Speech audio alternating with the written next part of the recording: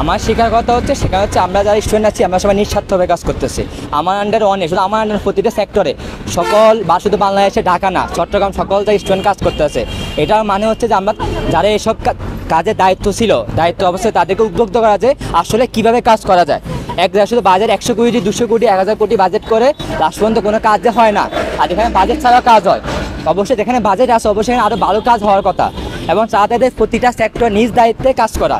আমরা তো সবসময় থাকবো না, আমাদের পড়ালেখা আছে, অনেক কাজ আছে। আমাদের কাজ হচ্ছে এখন আমরা যতটুকু টাইম পাইছি যতটুকু কাজ করতে পারছি, যা সিটি কর্পোরেশন পুলিশ এবং যে সেক্টরে কাজ হয় তাদের নিজ দায়িত্বে এগুলো কাজ করা।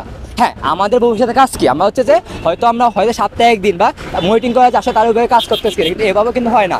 কারণ যে নিজ থেকে দায়িত্ব না কাজ করতে পারবে কখনো এই দেশ কিছু হবে না। কারণ একটা স্টুডেন্ট হয়তো আজকে কাজ করছে, কালকে কাজ করছে, তার যখন স্কুল কলেজ খোলা থাকবে তখন সে কাজ করতে পারবো না। সো মেন কথা হচ্ছে আমি সবাইকে একটা মানে বার্তা পৌঁছাতে চাই যারা সিটি কর্পোরেশনের কাজে আছে বা বিভিন্ন জেলা পর্যায়ে পুলিশ বলেন যাই বলে আইন শৃঙ্খলা, তাদের কাজ হচ্ছে এই যে আমরা যেভাবে একটা দেশটা সুন্দর করে চেষ্টা করতেছি, হয়তো আমাদের মধ্যে ভুল থাকতেই পারে কিন্তু আমরা আগের থেকে অনেক সুশৃঙ্খল করছি, এই তাদের বজায় রাখতে পারে। ঠিক আছে, এটা হচ্ছে আমাদের মেন উদ্দেশ্য। নাহলে কিন্তু এখানে আমরা দিনের পর দিন কাজ করতাম না। দিনের পর দিন কাজ করে মানে যে আমি প্রতিদিন কাজ পাই না, আমার দ্বারা প্রতিদিন কাজ করা সম্ভব না। যাদের দায়িত্ব তাদের প্রতিদিন এইভাবে কাজ করে, এটা আমার সবার কাছে অনুরোধ এবং প্রতিটা ছাত্রের কাছে অনুরোধ যে তারা যখনই সময় পায় অন্তত যে সেক্টরে কাজ আছে সে যে এখানে ভুল আছে তাদেরকে ভুলটা ধরিয়ে দেওয়া। সেখানে আমার একটা কোশ্চেন আছে, সেটা হচ্ছে একটু আগে বলছিলাম যে প্রতিটা সেক্টরে নিজস্ব কাজ আছে, বাট তার থেকে বলা গেছে আমাদের জনগণের প্রতিটা দোকানপাট, প্রতিটা মানুষ, প্রতিটা স্টুডেন্ট, শুধু স্টুডেন্ট না প্রতিটা নাগরিক নিজেদেরকে সচেতন হওয়া।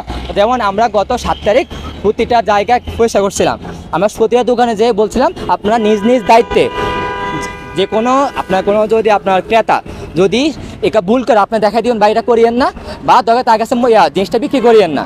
সে যাতে পরিষ্কার পরিচ্ছন্ন সব কিছু নিচ থেকে, যেমন প্রতিটা স্টপে দরকার ছিল প্রতিটা যাত্রী সামনে আমাদের যাত্রীরা দাঁড়ানো, কিন্তু যাত্রী কী করে জায়গায় দাঁড়িয়ে থাকে।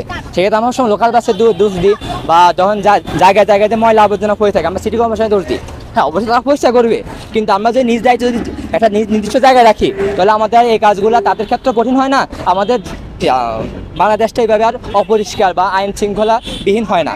তো আমাদের যেমন আজকে আমরা কাজ করবো নিজেরা পরিষ্কার করবো না, প্রতিটা দোকানে প্রতিটা জায়গায় যার সামনে যেটা আছে সে নিজ দায়িত্বে এটা পরিষ্কার করবে এবং তারা আমাদেরকে আশ্বস্ত করবে যে ভবিষ্যতে তারা যাতে এই কাজটা না করে। আর সিটি কর্পোরেশন কাজ হচ্ছে তারা একটা নির্দিষ্ট জায়গায় মানুষরা রাখবে এখান থেকে নিয়ে আসা। কারণ সিটি কর্পোরেশনের জন্য এত অনেক বিশাল মানুষ আছে যা জায়গায় উঠাবে। তো এই ক্ষেত্রে আগে আমাদের নাগরিক হিসেবে নিজেদের সচেতন হওয়া, সবচেয়ে মেন কাজ সচেতন হওয়া। আমি যদি নিজে সচেতন না হই তো যতই পুলিশ বলি, যত সিটি কর্পোরেশন, যত ছাত্র বলি, তারাও কিন্তু পুরো দেশটাকে এভাবে সুন্দরভাবে সাজাতে পারবে না।